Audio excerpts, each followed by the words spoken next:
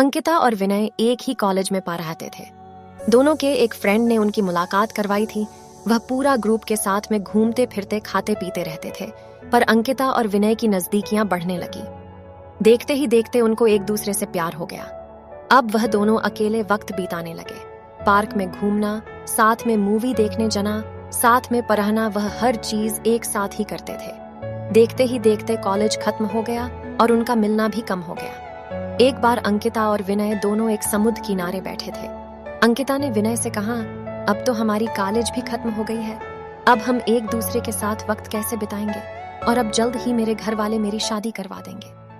विनय ने उसका हाथ पकड़ते हुए कहा कि अंकिता तुम चिंता मत करो, मैंने 1-2 कंपनी में अप्लाई कर दिया है, बस कुछ ही दिनों में मैं अच्छी नौकरी पर लग जाऊंगा, फिर हम अपने अपने घर में बता देंगे। 2 हफ्ते बाद ही विनय को एक अच्छी कंपनी में नौकरी मिल गई, जैसे कि उन्होंने तय किया था कि अपने अपने घर वाले बता देंगे। विनय की माँ तो मान गई, पर उसके पिताजी नहीं मान रहे थे, और यहाँ अंकिता के घर वालों ने तो साफ साफ इनकार ही कर दिया था।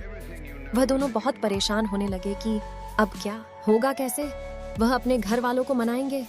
बहुत दिन हो गए, दोनों का एक दूसरे से बात करना भी कभी दिन हो गया था, क्योंकि अंकिता के घर वालों ने उसका फोन ले लिया था और उसके लिए रिश्ता ढूंढ रहे थे। वह कभी कभी अपनी सहेली के घर जाती, तभी विनय को फोन कर पाती थी और बस हमेशा यही कहती कि विनय तुम जल्दी ही कुछ करो, वरना मेरी शादी हो जाएगी, मैं तुमसे बहुत प्यार करती हूँ, तुम्हारे बिना नहीं रह पाऊंगी।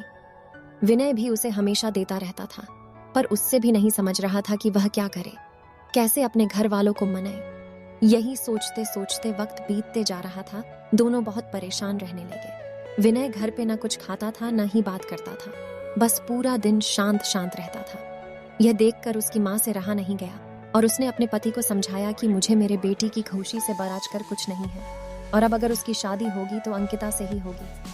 आप कल ही उसके घर जाके उसके माँ बाप से बात करिए। अगले ही दिन विनय के पापा अंकिता के घर गए और अंकिता के माँ बाप से बात की और उन्हें समझाया कि हमारे बच्चों की खुशी में ही हमारी खुशी है। मेरा बेटा एक अच्छी कंपनी में काम करता है और उसकी तनख्वाह भी अच्छी है, वह आपकी बेटी को खुश रखेगा। विनय के पिताजी की बात सुनकर अंकिता के माँ बाप मान गए और शादी के लिए राजी हो गए। विनय और अंकिता की शादी धूमधाम से हुई। दोनों बहुत खुश थे। वह अपने हनीमून के लिए शिमला गए। हनीमून से लौटते ही विनय अपने काम पे लग गया। दोनों की जिंदगी हंसी खुशी बीत रही थी।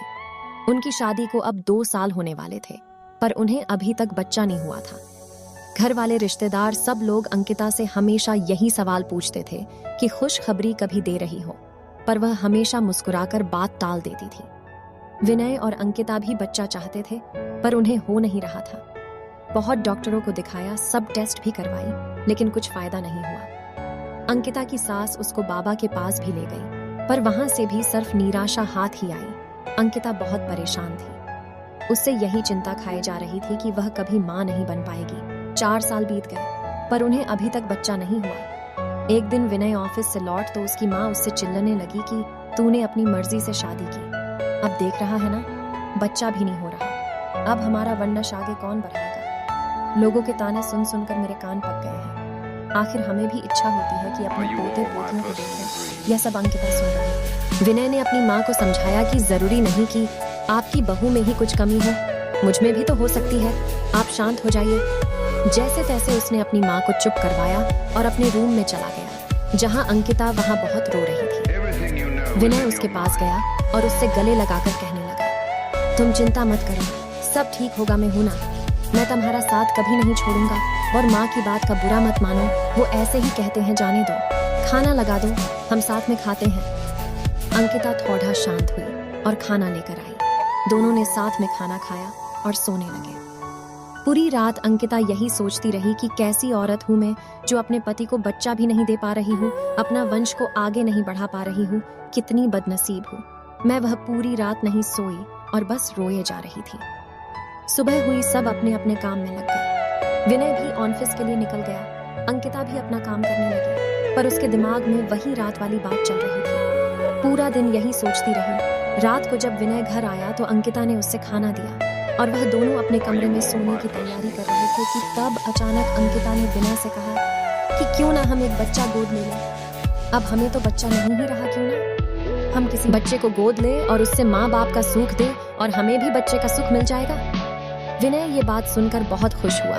वह दोनों दूसरे ही दिन एक दत्तक ग्रहण संस्था गए और वहां पूरी बात बताई। दत्तक ग्रहण संस्था वालों ने कहा कि आप एक फॉर्म भर दीजिए, जैसे जैसे ही सब जांच पड़ताल हो जाएगी आपको फोन आ जाएगा। उन्होंने फॉर्म भरा और एक आशा के साथ घर लौटे कि शायद अब उनकी परेशानी दूर हो जाएगी। 6 महीने हो गए, उनको कॉल नहीं आया।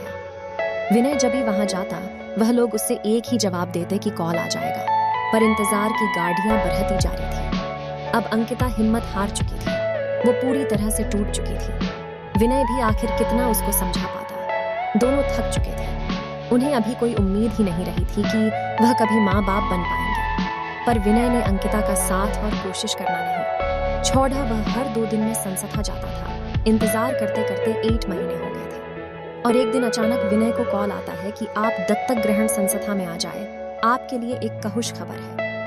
उसने तुरंत अंकिता को फोन करके दत्तक ग्रहण संस्था आने के लिए कहा। हम दोनों वहां पहुंचे तो उन्हें पता चला कि उनको एक बेटी गोद दी जा रही है जो कि सिर्फ 5 महीने की है। विनय और अंकिता की खुशी का ठिकाना नहीं रहा। विनय तो खुशी के मारे वहीं नाचने लगा। वह दोनों उस बच्ची को लेकर घर आए। विनय की माँ ने उनका पूजा की थाली से स्वागत किया। उन्होंने उसका नाम किरण रखा, जैसे वह उनकी जिंदगी में आशा की किरण बनकर आई हो। वह सब बहुत खुश थे। आखिर उन्हें अपनी बेटी जो मिल गई थी और वह अच्छे से खुशहाल जिंदगी जीने लगे। बस यही होता है प्यार, जो हर वक्त में तुम्हारा साथ दे और यकीन दिलाए कि हमारी परेशानियां हमसे छोटी होती हैं और हमें कभी अपनी जिंदगी में उम्मीद नहीं छोड़नी चाहिए। विश्वास हो तो हम सब कुछ पा सकते हैं।